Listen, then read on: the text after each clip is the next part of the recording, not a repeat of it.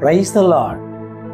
அருமையான கர்த்தருடைய பிள்ளைகளே, இந்த நாட்களில் நாசியில் சுவாசமுள்ள ஒவ்வொருவரையும் நாம் பார்க்கும் பொழுது எத்தனையோ காரியத்தை பார்க்கிறோம்.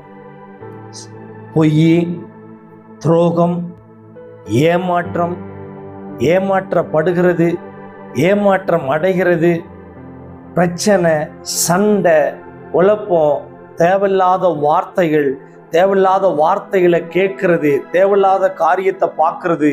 இது எல்லாத்தையும் நீங்கள் பார்க்கும் பொழுது மனிதனுடைய கண்கள் வேணா மறைக்கப்பட்டிருக்கலாம், உங்களுடைய சொந்தங்களுடைய கண்கள் வேணா மறைக்கப்பட்டிருக்கலாம், மற்றவர்களுடைய கண்கள் வேணா மறைக்கப்பட்டிருக்கலாம். ஒன்று உங்களுக்கு தெரியுமா? வேதம் தெளிவாய் சொல்லுகிறது, எந்த மனுஷனுடைய கண்கள் மறைக்கப்பட்டிருந்தாலும், எந்த உறவுகளுடைய கண்கள் மறைக்கப்பட்டிருந்தாலும், எந்த நண்பர்களுடைய கண்கள் மறைக்கப்பட்டிருந்தாலும், ஆண்டவராகிய இயேசு கிறிஸ்துவினுடைய கண் மாத்திரம் மறைக்கப்படவில்லை. அதை நீங்கள் புரிந்து கொள்ள வேண்டும். அதற்குத்தான் ஒரு வேத வசனம் அழகாய் சொல்லப்பட்டது. என்ன சொல்லப்பட்டது? வாசித்து பாருங்க. எபிரேயரின் புஸ்தகம் 4ஆம் அதிகாரம், அதில் 13வது வசனம் என்ன அழகா சொல்லுது பாருங்க.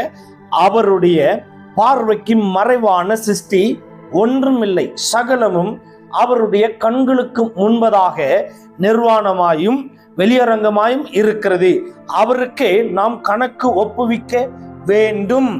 அதாவது பாருங்க என்ன அழகா சொல்றாரு பாருங்க. அவருடைய கண்ணுக்கு மறைவா ஒண்ணும் இல்லை. நீங்க பேசின வார்த்தைகள், பண்ணி கொண்டிருக்கிற செயல்கள், நீங்கள் செய்த துரோகங்கள் எல்லாமே அவருடைய கண்ணுக்கு மறைவாக இல்லை. இதை நீங்கள் புரிந்து கொள்ள வேண்டும். வேதம் தெளிவாய் சொல்லுகிறது, ஒரு சின்ன பொய் சொன்னாலும் கூட, சின்ன காரியத்துல நீங்க ஏமாத்தினாலும் கூட கர்த்தருக்கு நீங்க கணக்கு ஒப்புவிக்க வேண்டும்.